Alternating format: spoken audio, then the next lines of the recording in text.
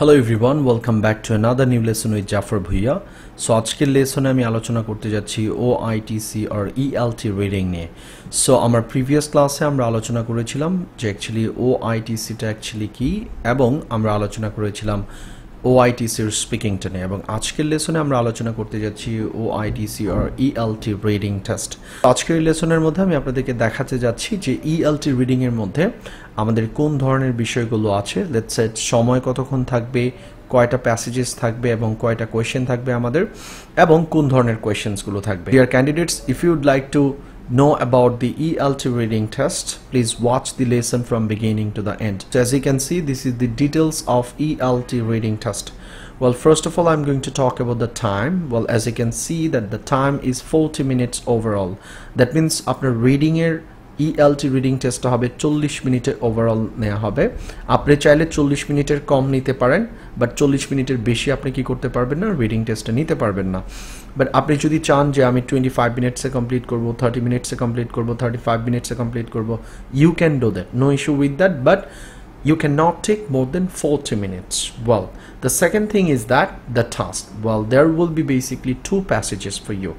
আমাদের ELLT reading এর মধ্যে সাধারণত দুইটা প্যাসেজ থাকে এবং এই দুইটা প্যাসেজ লাইক আলাদা আলাদা থাকে, লাইক প্যাসেজ 1 এবং প্যাসেজ 2।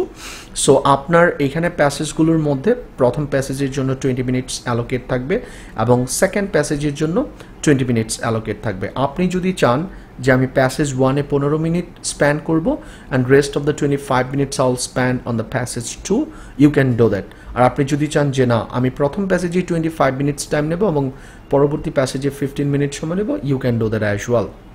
বাট একটু মেক শিওর করতে হবে যে আসলে আপনার যাতে 40 মিনিটসের বেশি না যায়। আপনার টার্গেট থাকবে যাতে 35 মিনিটসের মধ্যে সবগুলো কোয়েশ্চেন আপনি কি করতে পারেন, কভার আপ করতে পারেন। বাকি 5 মিনিটে আপনি একটু রিভাইজ করবেন যে আসলে আনসারগুলো একটু আপনি দেখবেন প্যাসেজের সাথে, এগেইন আবার একটু রিচেক করবেন যে আপনি আনসারগুলো কি প্রপারলি পিক করেছেন কিনা। This is very important for you guys. আরেকটা কথা বলে রাখি, রিডিংয়ের জন্য অনেকেই লাইক যেটা করেন যে 40 মিনিটসের আগেই যাদের হয়ে যায় তারা ইমিডিয়েটলি চেক না করেই আনসার লাইকগুলো সাবমিট করে ফেলেন। এই কাজটা কেউ করবেন না। লাইক আপনার যদি 35 মিনিটে শেষ হয়ে যায় বা 30 মিনিটে শেষ হয়ে যায়, please go for a check. আপনি একটা চেক দিবেন, তাহলে যেটা হবে আপনার যদি কোনো আনসার কোনো কনফিউশন থাকে আপনি কিন্তু এটা কি করতে পারবেন, লাইক চেঞ্জ করতে পারছেন আপনি আনসারটা। So by checking you can increase your score as well. Okay, let's move into the step number 3, that is the question, like how many questions there will be. এটা অনেকেরই কোয়েশ্চেন আছে যে আমাদের ELLT reading টেস্টের মধ্যে কয়টা question থাকবে। well, there will be nearly 20 to 25 questions. একটু বলে নিচ্ছি, আমাদের রিডিং টেস্টের মধ্যে 20 থেকে 25 কোয়েশ্চেন্স হবে। 20-র নিচে হবে না, 20টার নিচে আমাদের কোয়েশ্চেন আসবে না এবং 25-এর উপরে আমাদের কোয়েশ্চেনগুলো থাকবে না।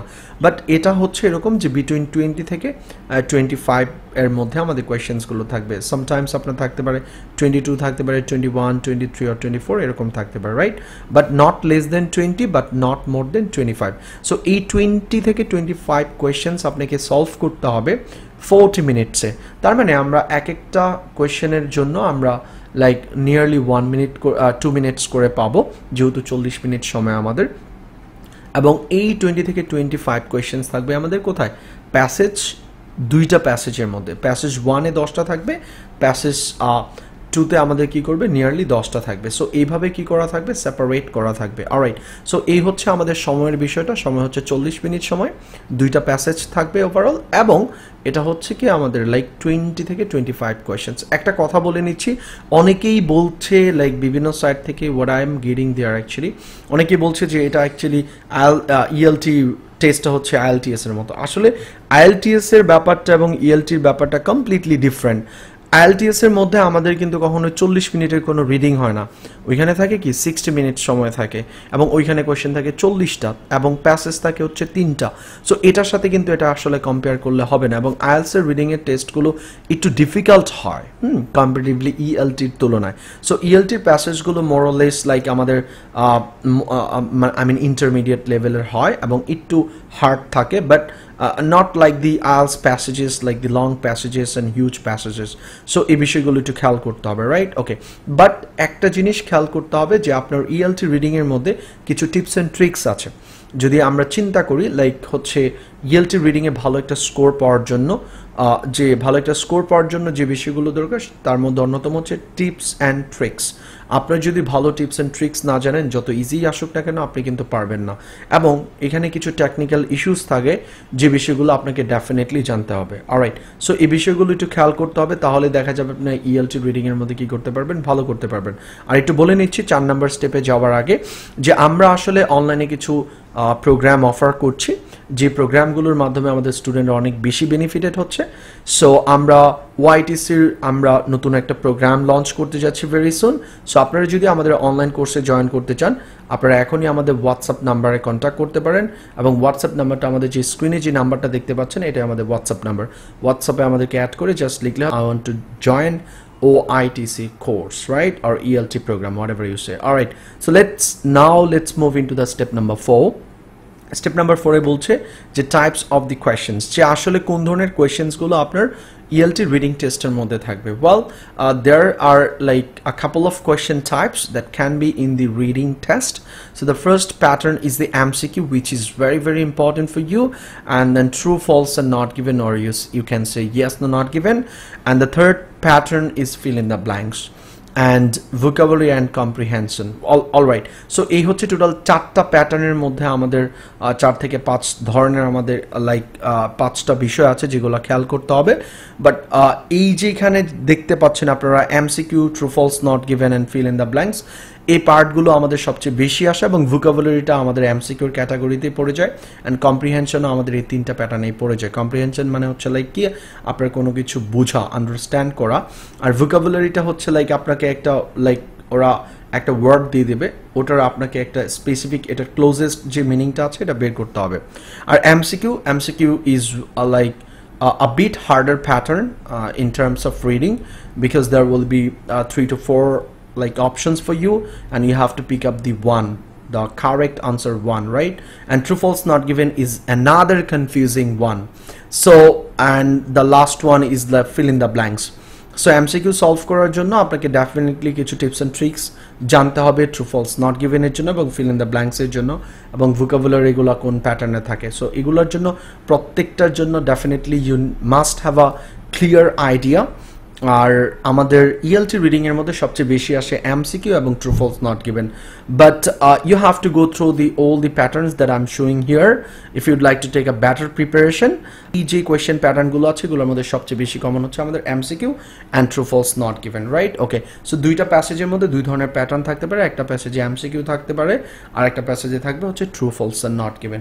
Alright, so dear candidates, এই হচ্ছে আমাদের ELT রিডিং এর বিষয়টা। অনেকেই রিকোয়েস্ট করছিলেন যে আসলে ELT রিডিং এবং লিসনিং নিয়ে কথা বলার জন্য, সো আমি আজকের রিডিংটা নিয়ে আলোচনা করলাম। ইনশাআল্লাহ আমাদের নেক্সট ভিডিওতে আমরা আমাদের লিসনিং নিয়ে আলোচনা করব। সো এর আগে একটু বলে নিচ্ছি ভিডিওটা শেষ করার আগে, আপনারা যারা OIETC এক্সামটা দিতে যাচ্ছেন বা ELT রিডিং ELT টেস্টটা দিতে যাচ্ছেন তাদের জন্য বলছি, প্লিজ আপনাদের কারো যদি কোনো আইডিয়া না থাকে এই প্রোগ্রামগুলো সম্পর্কে, এবং আপনারা যদি এরকম কোনো ধরনের লাইক টিপস অ্যান্ড ট্রিক্সগুলো জানেন না, বা আপনি প্রপারলি হচ্ছে এই বিষয় সম্পর্কে কোনো কিছু জানেন না, like আপনি ভাবছেন it's very easy, I'm gonna take the exam. Yeah, it's very easy, but it's very tricky as well. So দেখা যাচ্ছে for the last 1 week আমরা অনেক like candidate পেয়েছি যারা আমাদের সাথে জয়েন করেছে, so they did very well, they got like above B2+, they got like C1. So what I suggest you guys, আপনারা যারা হচ্ছে এক্সাম দেওয়ার প্ল্যান করছেন আর যদি আপনার ওরকম আইডিয়াসগুলো না থাকে, please don't give it a try করবেন না, because you have to pay them like more than 80 pounds, that's near about like you know more than 8,000. so এখানে কিন্তু আপনার যদি ডিজায়ার্ড স্কোর না আসে আপনাকে কিন্তু अगेन পারচেজ করে কি করতে হবে, টেস্টটা দিতে হবে। সো আমি যেটা আপনাদেরকে রিকোয়েস্ট করব, যারা প্ল্যান করছেন এক্সাম দেওয়ার জন্য, please take a online course with us to get all the things which will really help you to get your desired score. আর আমাদের অনলাইন প্রোগ্রামটা খুবই ইউনিক ওয়েতে ডিজাইন করা হয়েছে, যেখানে আপনি রিডিং এর জন্য, লিসনিং এর জন্য, স্পিকিং এর জন্য এবং রাইটিং এর জন্য আলাদা আলাদা টিপস এন্ড ট্রিক্স গুলো পাবেন। এক্সামটা কিভাবে হবে, প্রত্যেকটা প্যাটার্ন নিয়ে আমরা কি করব, আলাদা আলাদাভাবে কাজ করব এবং প্রত্যেকটার জন্য আলাদা আলাদা ম্যাটেরিয়ালস গুলো প্রোভাইড করব। সো ডিয়ার ক্যান্ডিডেটস, আপনারা যারা প্ল্যান করছেন তারা at least পরীক্ষাটা দেওয়ার আগে try to join with us to get your desired score. Alright, যারা আমাদের সাথে জয়েন করতে যাচ্ছেন আমাদের সাথে যোগাযোগের মাধ্যম হচ্ছে আমাদের WhatsApp নাম্বার অথবা আপনারা চাইলে আমাদের Facebook পেজের মাধ্যমে আমাদের সাথে যোগাযোগ করতে পারেন. Alright, so dear candidates, that's all about today and hope to see you guys in my next videos. So till then, be happy. Allah Hafiz. Good luck.